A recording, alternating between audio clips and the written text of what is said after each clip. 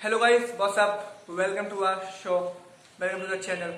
And don't forget to subscribe, to like and to share. आगे चलते हैं. आज बेस विचार is be passionate about everything for your talent. And आज हमारा टॉपिक है credit instruments use by RBI. कि आरबीआई कौन कौन से इंस्ट्रूमेंट यूज करता है इन्फ्लेशन को और डिफ्लेशन को कंट्रोल करने के लिए. तो दो प्रकार के हैं. जैसे कि बात करते हैं पहला क्वालिटेटिव एंड क्वालिटेटिव. पहला topic qualitative means which can be measure in numbers and qualitative means which can not be measure in numbers. Simply means it is ordinal utility and cardinal utility से आप match कर सकते हैं. पहला है CRR, cash reserve ratio. क्या होता है कि हर बैंक को आरबीआई के साथ अपने टोटल कैश डिपॉजिट का कुछ पैसा जमा रखना पड़ता है और परसेंटेज डिसाइड कौन करता है? आरबीआई खुद. ठीक है. एग्जाम्पल, बैंक के पास सपोज 10 लाख रुपए कैश है. बैंक के पास, पंजाब बैंक के पास, आरबीआई ने CRR निश्चित रखी है 10%. तो 10 लाख का 10% निकाल लिया 1 लाख. तो 1 लाख बैंक ने 1 लाख क्या किया? आरबीआई के पास जमा कर दिया. बचे कितने? 9 लाख. 9 लाख का वो लैंड कर देगी जनरल पब्लिक को, यानी कि लोन दे देगी. अगर आरबीआई यही परसेंटेज बढ़ा दे, 10 से 20 कर दे, तो 10 लाख का 20%, 2 लाख. आरबीआई ने 2 लाख रुपए रख लिए बैंक के, और कितने बचे पीएनबी के पास? 8 लाख. तो यानी पहले 9 लाख थे, अब 8 लाख है, यानी कम बचे. मीन्स क्या समझे आप इस चीज से कि जब महंगाई होती है, इन्फ्लेशन होता है, तो CRR बढ़ा देता है आरबीआई, और जब डिफ्लेशन होता है तो CRR घटा देता है. इसका मतलब क्या हुआ? टू एक्सटेंड क्रेडिट और टू कॉन्ट्रैक्ट क्रेडिट. ठीक है. Next one is SLR, statutory liquidity ratio. It is for liquid asset. क्या होता है कि जब आप लोन लेने जाते हैं बैंक से, तो आपको कुछ गिरवी रखना पड़ता है, मॉर्गेज. आप चाहे ज्वेलरी रखो, चाहे अपने कागजात रखिए, जो भी होता है वो डॉक्यूमेंट होता है. ठीक है. तो SLR में क्या होता है कि ये होता है कि आरबीआई ने ये कह रखा है कि आपके पास जितना भी लिक्विड एसेट है उसका कुछ परसेंटेज, सेम ऐसा ही है लिक्विड एसेट का कुछ परसेंटेज मेरे पास जमा रखना है. अब बात है कि CRR SLR जमा क्यों रखना है? तो इसका आंसर ये है कि इन भविष्य इन फ्यूचर मीन्स अगर कमर्शियल बैंक को आवश्यकता पड़ी पैसों की, तो आरबीआई को दे देगा. जैसे कि हम गुल्लक में जमा करते हैं ना छोटे बच्चे, ऐसे ही. तो इसमें फर्क ये है, इसमें कैश की होती है, इसमें आपकी लिक्विड एसेट की होती है.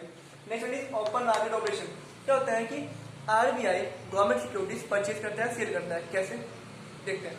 क्या होता है कि जब इन्फ्लेशन है इकोनॉमी में, देश में, मतलब कि सिंपल भाषा में सभी के पास पैसा है. ठीक है ना. तो वो क्या करेगा? आरबीआई सिक्योरिटीज सेल कर देगा. आरबीआई ने सिक्योरिटीज सेल कर दी मार्केट में. उससे क्या होगा? ठीक है. उससे क्या होगा? जनता खरीदेगी, तो पैसा आ गया आरबीआई के पास. यानी कि जो पैसा जनता के पास ज्यादा हो रहा था, पैसा किसके पास आ गया? आरबीआई के पास. इसका वाइस वर्सा कर दीजिए, उल्टा कर दीजिए कि जब लोगों के पास पैसा नहीं है, आरबीआई परचेज कर लेगी. आरबीआई ने परचेज किया सिक्योरिटी, आरबीआई के पास क्या सिक्योरिटी आई और जनता के पास क्या गया? पैसा आ गया. तो यहाँ पे डिफ्लेशन कंट्रोल हो गया. तो इस प्रकार से through open market operation that we call purchasing and selling of securities, RBI controls inflation और deflation. Next one is bank rate. Bank rate वो रेट होता है, bank rate is that rate on to which RBI provides loan to the commercial banks. मतलब कि simple भाषा में RBI जिस percentage पे कमर्शियल बैंक को लोन देता है, दैट्स कॉल्ड बैंक रेट. कई बार क्या कहते हैं लोग मिसकंसेप्शन कर जाते हैं, रेपो रेट और बैंक रेट एक ही समझते हैं, लेकिन डिफरेंस है. देखिए, रेपो रेट में क्या होता है कि आरबीआई लोन देता है कमर्शियल बैंक को, और वहां भी देता है बैंक रेट में भी. फर्क यह है कि यहाँ पे आरबीआई अपने पास कुछ सिक्योरिटी नहीं रखता, जबकि रेपो रेट में कमर्शियल बैंक को कुछ सिक्योरिटी रखनी पड़ती है आरबीआई के पास, तभी वो लोन ग्रांट करता है. ये फर्क है. यहाँ पे भी आरबीआई देता है, वहां पे भी आरबीआई देता है, फर्क सिर्फ ये है. ठीक है. Next reverse repo rate. होता क्या है कि जब कमर्शियल बैंक के पास, मान लो पंजाब बैंक है, आपका SBI है, तो उनके पास पैसा ज्यादा होता है, सरप्लस होता है, तो क्या करेंगे? भाई लैंड भी कर दिया, जब भी बच गया तो वो उल्टा वापस आरबीआई के पास जमा कर देते हैं, और आरबीआई उस सरप्लस पैसे पर कमर्शियल बैंक को लोन इंटरेस्ट देता है. That's called reverse repo rate. ठीक है. तो ये आपके 6 कॉन्सेप्ट थे, बहुत इंपॉर्टेंट है, आप ही क्लियर हो गए होंगे.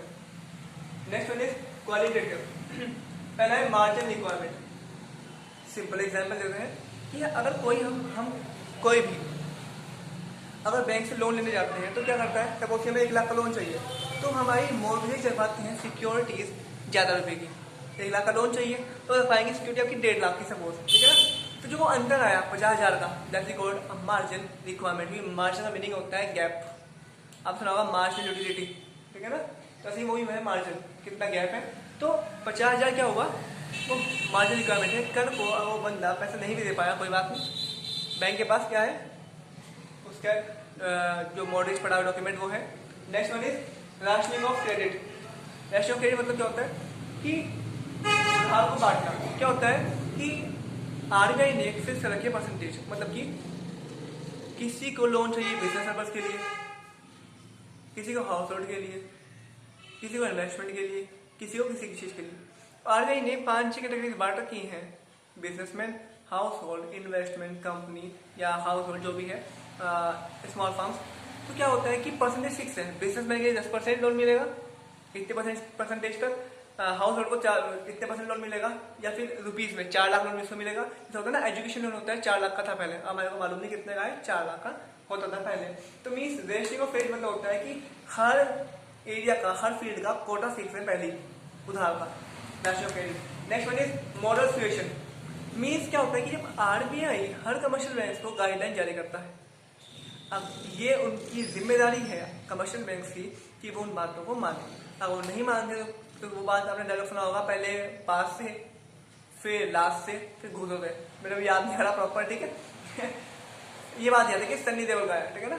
ऐसे ही मॉडल सिस्टम क्या होता है, आरबीआई पहले प्यार से समझाते हैं, भाई मेरी बात मान लो, ऐसे मत करो, गाइडलाइंस के अकॉर्डिंग चलो। वो नहीं मानते तो कोई बात नहीं। फिर आरबीआई के पास राइट होता है क्या, to cancel the authorisation of the bank, मतलब कि उसको बर्खास्त करना, जैसे उसको हटाना, उसकी मेंबरशिप कैंसिल करना आरबीआई कर देता है, जैसे मॉडल सिचुएशन। तो ये आपके टॉपिक थे qualitative and qualitative. I hope आप सभी को अच्छे से समझ आया होगा, deeply concept. Thank you so much guys and don't forget to support, share, subscribe and like. ऐसे प्यार देते रहिए। Thank you so much guys, मिलते हैं नेक्स्ट वीडियो में। जय हिंद, जय भारत।